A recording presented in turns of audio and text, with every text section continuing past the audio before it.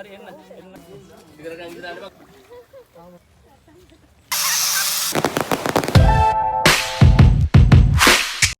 Hi යාළුවනේ. අද අපි යනවා හංගල ඇක්ෂන් පාක් එකට. යනවා කිව්වට යනවමත් නෙමෙයි. ඔෆිස් එකෙන් අපිව අවුට්බවුන්ඩ් ට්‍රේනින් එකකට තමයි මේ එක්කන් යන්න හදන්නේ. අපිට ඔෆිස් එකෙන් බ්‍රෙක්ෆාස්ට් එක හම්බුණා. අපි එහෙනම් යන්නයි හදන්නේ. කට්ටිය ට්‍රිප් එකක් වගේ තමයි යන්න හදන්නේ. අන්න බලන්නකෝ ඉස්සරහට මොකද වෙන්නේ කියලා.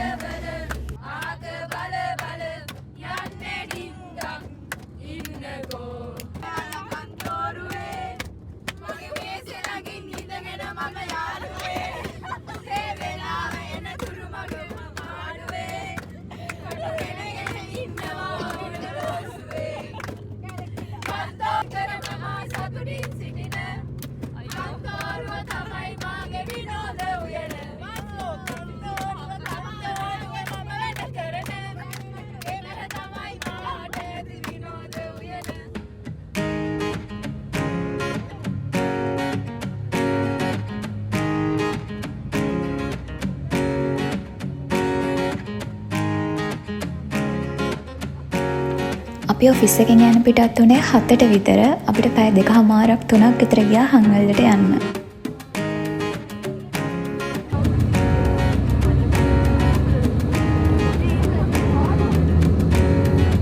පැය 3කට පස්සේ ඔන්න අපි ආවා හංගල්ල ඇක්ෂන් පාක් එකට.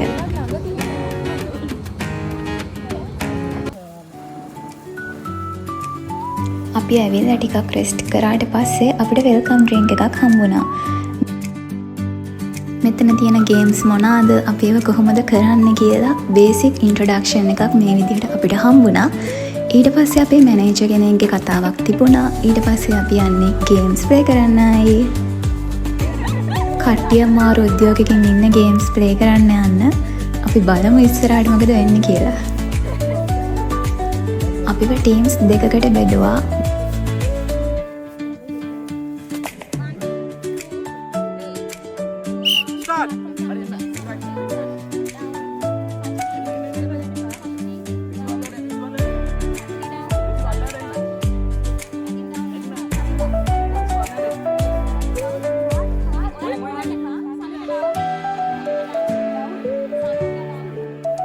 මේ තමයි අපිට හම්බුණ ඇඩ්වාන්ස් පළවෙනි ගේම් එක. මෙතනදි කරන්න තියෙන්නේ මේ බටේ කොහොම හරි බිමින් තියෙන එක. අපිට මේ බටේ අල්ලන්න පුළුවන් අපේ ඇඟිලි 2කින් විතරයි. ඉතින් අපි මේ විදිහට try කරා කොහොම හරි බටේ බිමින් තියන්න කියලා. ඔයාලටත් පේනවා ඇතිනේ මේක මාර ඊසි වැඩක් කියලා තමයි අපිත් එතනදී ඒ වෙලාවේ හිතුවේ. ඒ වුණාට ඇත්තටම කියන්න ඕන මේක මාර අමාරු වැඩක්. කොහොම හරි අපිට ෆස්ට් ටයිම් එකේ ටීම්ස් දෙකටම මේ ගේම් එක වින් කරන්න බැරි වුණා. Second time same. Second time අපිට වින් කරන්න බැරි වුණා. ඔන්න ඉතින් දෙපාරක් try කරාට පස්සේ කොහොම හරි අපේ කණ්ඩායම වින් කරා. අද අපි මේ අවුට්බවුන්ඩ් ට්‍රේනින් එකේදී මේ වගේ ගේම්ස් ගොඩාක් කරනවා. මේ හැම ගේම් එකකින්ම අද අපිට උගන්වනවා ගොඩාක් දේවල්. ඉතින් මේ හැම ගේම් එකකින්ම අපිට අපේ වර්ක් ප්ලේස් එකේදී ප්‍රැක්ටිකල් වැඩ කරන හැටි ගැන ඇඩ්වයිස් එකක් හම්බෙනවා. ඉතින් මේ ගේම් එකෙන් අපිට හම්බුණ ඇඩ්වයිස් එක තමයි තමන් කරන වැඩේ ගැන හොඳ ෆෝකස් එකක් තියාගන්න ඕනි කියන එක. ඒ කියන්නේ අපි මොකක් හරි වැඩක් කරන්න යද්දී අපි අනිත් කෙනා මොකද කරන්නේ, එයා ඒක කොහොමද කරන්නේ කිය බල ඉන්න නැතුව තමන්ට හම්බුණ ඉන්ස්ට්‍රක්ෂන්ස් ටික ඔලුවට දාගෙන තමන් ඒ වැඩේට ෆෝකස් කරා නම් හරියට මේ ගේම් එක ඉක්මනට කරලා ඉවර කරන්න පුළුවන් කියලා අපිට එතන ඉන්න කෙනාගෙන් ඇඩ්වයිස් එකක් හම්බුණා. ඊට අමතරව අපි මෙහෙම ටීම් ඇක්ටිවිටි එකක් කරද්දී ටීම් එක ඇතුළේ තියාගන්න ඕනි ෆෝමල් කමියුනිකේෂන් කියන එකකුත් අපිට එයාලා කිව්වා. ඉතින් මේ ගේම් එකෙන් අපේ ටීම් එක වින් කරා. ටික වෙලාවක් යද්දී අනිත් ටීම් එකටත් වින් කරන්න හම්බුණා. ගේම් එකෙන් පස්සේ අපිට පොඩි ෆ්‍රී ටයිම් එකක් හම්බුණා.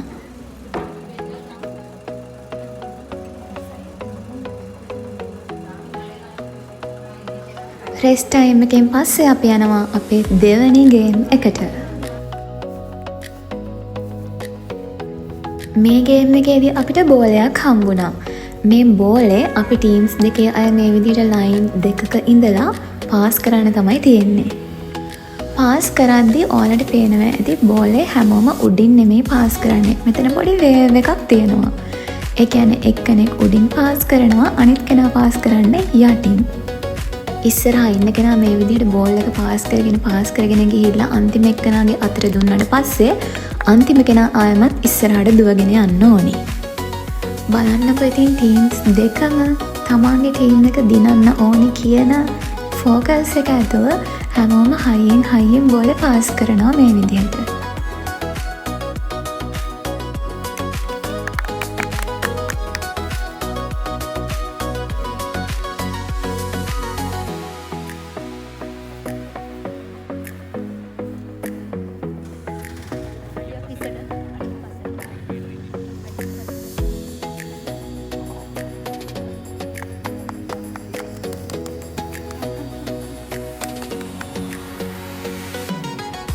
ටීම් එකක් එක්ක වැඩ කරද්දී මේ විදිහට අපේ ටීම් එක ඇතුලේ ඉන්න අයගේ ස්ට්‍රෙන්ග්ත් මොනවාද, වීක්නසස් මොනවාද කියන දේවල් අපි ඉස්සෙල්ලාම අඳුනගෙන ඉන්න ඕනි කියන ඇඩ්වයිස් එක අපිට මේ ගේම් එකෙන් හම්බුණා.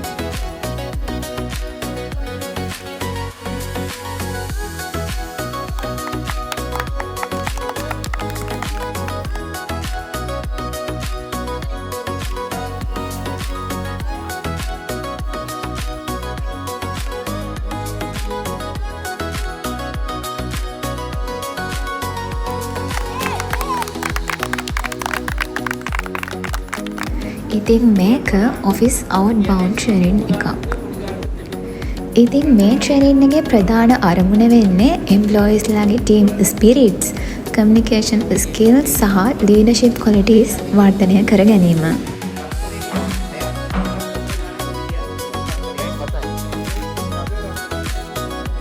ඉතින් අපි මේ ලෑස්ති වෙන්නේ අපේ ඊළඟ ගේම් එකට. මේ ගේම් එකට කියන නම තමයි පේන්බෝල්.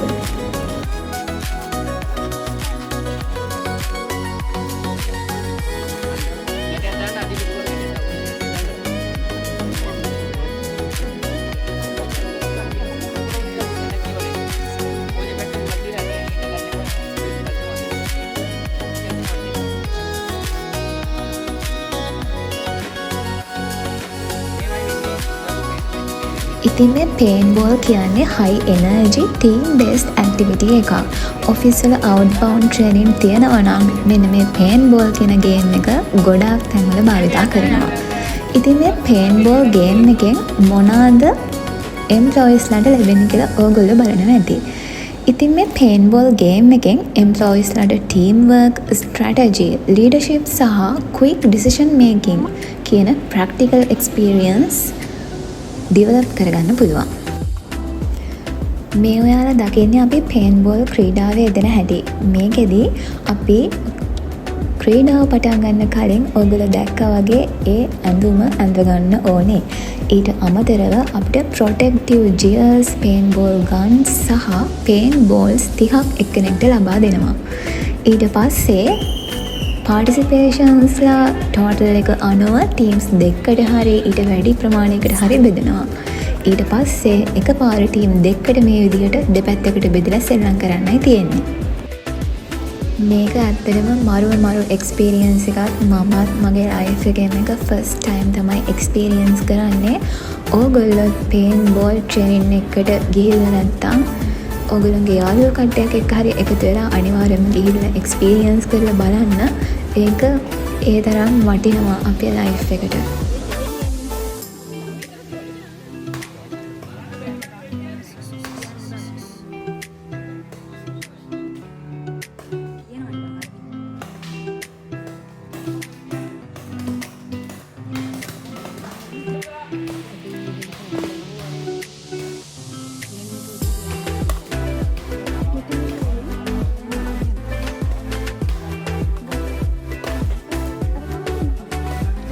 පේන්බෝල් එකක් ඇඟට වැදුනොත් රිදෙනවා. ඉතින් ඒකෙන් ආරක්ෂා වෙන්න තමයි ඔයගොල්ලෝ අර කලින් දැක්ක වගේ ඇඳුමක් අපි අඳින්නේ. ඉතින් මෙතනදී ඒ හෙල්මට්ස්, ප්‍රොටෙක්ටිව් ජැකට්ස් පළඳින එක අනිවාර්යයි. වගේම අපිට මෙතනදී සේෆ්ටි රූල්ස් වගේකුත් තියෙනවා අනුගමනය කරන්න. මේ ගේම් එකේ නම් පර්සනලි මම ගොඩාක් දේවල් ඉගෙන ගත්තා. චැලෙන්ජ් එකකට කොහොමද ෆේස් කරන්නේ, ෆේස් කරලා වින් කරන්නේ කොහොමද, සෙල්ෆ් කොන්ෆිඩන්ස් වැඩි වෙනවා. ඒ වගේ ගොඩාක් බෙනිෆිට්ස් තියෙනවා මේ ගේම් එකෙන්. ඔන්න ඉතින් අපි ඊළඟට යන්න හදන්නේ boat ride activity එකකට.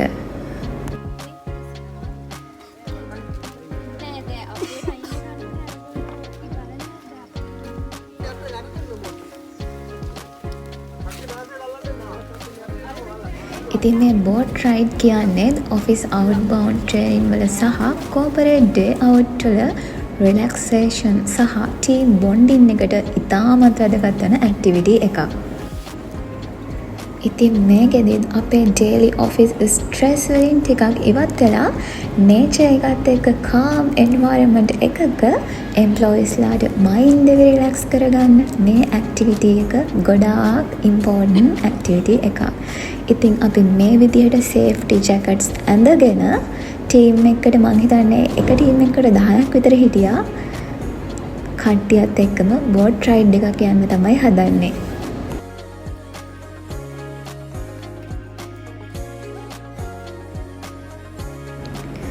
ඉතින් මේ boat ride එකෙන් ඇත්තටම stress release වෙනවා. මම personally මේක experience කරා අද දවසේ.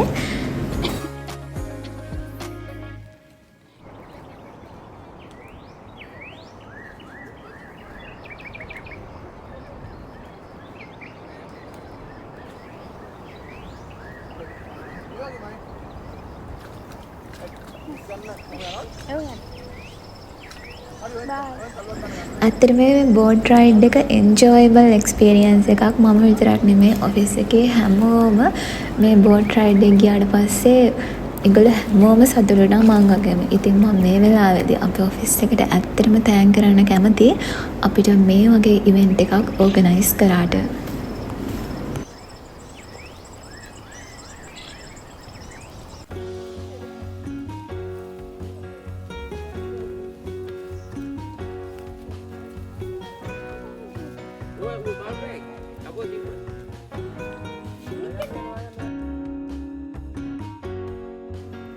ඇත්තටම ඔෆිස් වලින් මේ වගේ outbound training organize කරන එක ගොඩාක්ම වැදගත්. ඇත්තටම employees ලාට මොකද මේ activities වලින් වෙන්නේ team building වැඩි කරන එක. ඉතින් මේ වගේ activities කරද්දී ඒ employees ලාගේ satisfactions වැඩි වෙනවා, work stress අඩු වෙනවා. ඇත්තටම team morale එක ගොඩක් වැඩි වෙනවා. ඒ වගේම healthy work culture එකක් build up වෙනවා.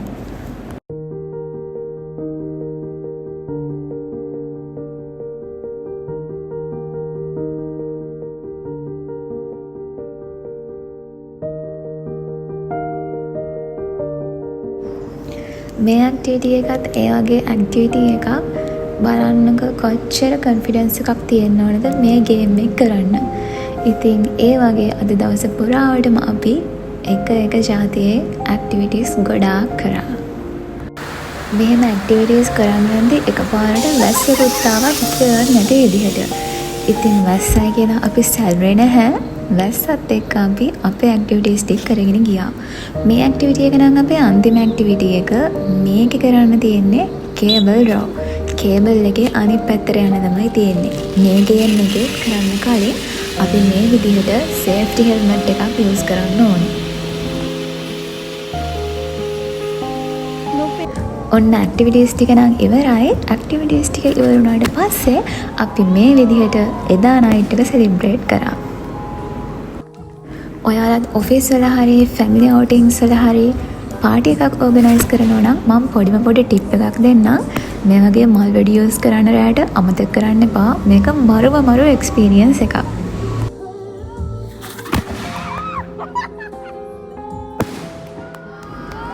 ඔන්න ඉතින් අද දවස අපේ ගෙවුනේ මෙන්න මේ විදිහට ඔෆිස් ඩේ අවුට් එකෙන්. ඉතින් ආයෙත් වීඩියෝ එකකින් හම්බ වෙනකම් ගිහින් එන්නම්. බයි බයි.